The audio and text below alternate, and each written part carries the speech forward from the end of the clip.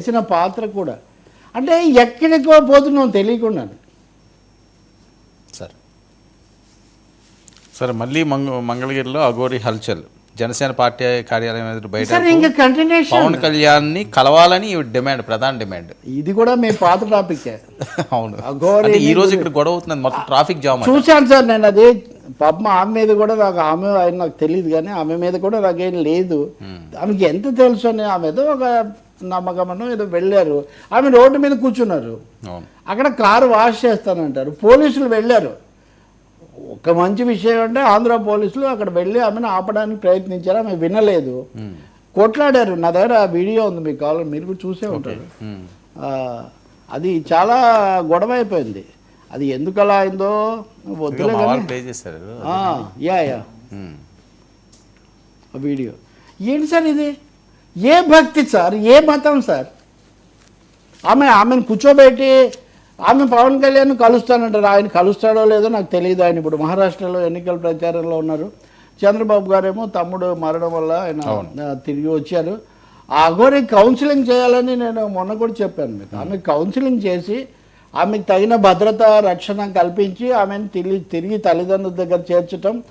Sir counselling అనేది ఏ రకమైన మానసిక స్థితిలో ఉన్న వాళ్ళకైనా అవసరం సార్.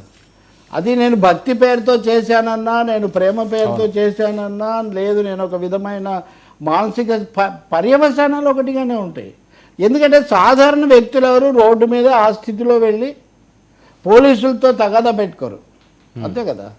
కానీ ఇది జరగబట్టి దాదాపు వారమైనా ఎందుకు ఆంధ్ర పోలీసులు కానీ అక్కడ ఉన్నటువంటి ప్రభుత్వము సంబంధిత శాఖలు కానీ ఎందుకు శ్రద్ధ తీసుకోలేదో నాకు తెలియదు. ఇప్పుడు మనం చర్చిస్తున్న అంశానికి ఇప్పుడు ఆమె నిరాహార దీక్ష ఏదో కూడా చేయొచ్చు, నా పట్ల తప్పుగా వ్యవహరించారు అది ఇదని. కాబట్టి నా ఉద్దేశంలో మహిళా నాయకులు అలాగే మనస్తత్వవేత్తలు ఇతరులు చూడండి ఆ సన్నివేశం. ఏం చెప్తాం మనం?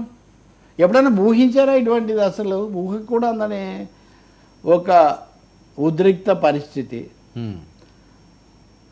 సో అన్నీ అదుపుతా. నేను ఇందా చెప్తుంది అదే కదా, ఇది అక్కడి నుంచి ఇక్కడి వరకు ఇదే జరుగుతుంది. ఈరోజు తిరుమల తిరుపతి దేవస్థానం కొత్త బోర్డు ఈరోజు సమావేశం అవుతుంది. కీలక నిర్ణయాలు ఇప్పటికే వాళ్ళు తీసుకున్న ఒక నిర్ణయం అయితే మటుకు భక్తుల కోరిక వద్దన్న తర్వాత ఏదో మార్చారు. శ్రీవాణిది నడుస్తుంది కాదు, గరుడ వారధి అనేది ఒక పేరు ఏదో మార్చాలని పెడితే ఉన్న పేరు ఏదో ఉంచండి అని ఆయన ఛానల్లోనే చూశాను నేను. అందుకని అది అధికారికంగానే ఓకే అనుకుంటున్నాను. ఏదైనా ఇటు భక్తుల మనోభావాలు రాజకీయ అంశాలు అన్నీ దృష్టిలో పెట్టుకొని భవిష్యత్తులో వివాదాలు రాకుండా చేస్తే చాలా మంచిది. దీంట్లో మనమేమి మైలేజ్ కోసం చూడాల్సిన అవసరం ఎవరైనా కానీ ఇటైనా అటైనా.